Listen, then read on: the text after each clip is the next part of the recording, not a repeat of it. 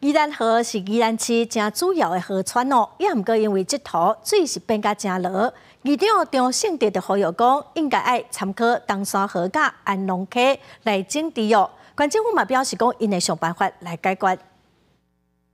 宜兰河边原来湖的清水黄花，和土沙砍掉杂草脱生，加上河水真热，就算是热天真热，一般民众也袂落水去耍。议长张胜德就呼吁，公部门会当参考东山河甲安农溪整治宜兰河，和民众会当亲水。两岸的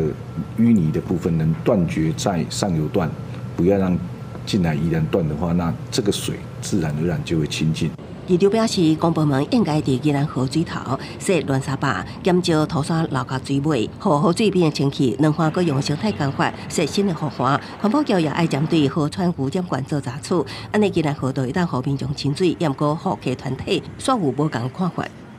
它的成分都是细米细沙，然后那个地方的河那么宽，其实做沉沙根本没有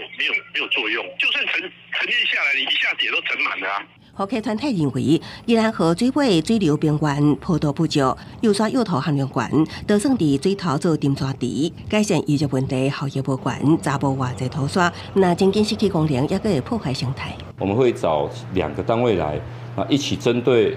这个河段目前整个河沙的淤积情形，来做一个研议的方案。针对地方需求，县府表示会协同第1号川局、农田水利处，针对宜兰河渔业问题建商解决办法。宜兰河目前4区位已经有脚踏车步道、篮球场甲公园等休憩空间，继续投入工程改变河川原有面貌是好也是歹，各界也需要有共识。记者综合报道。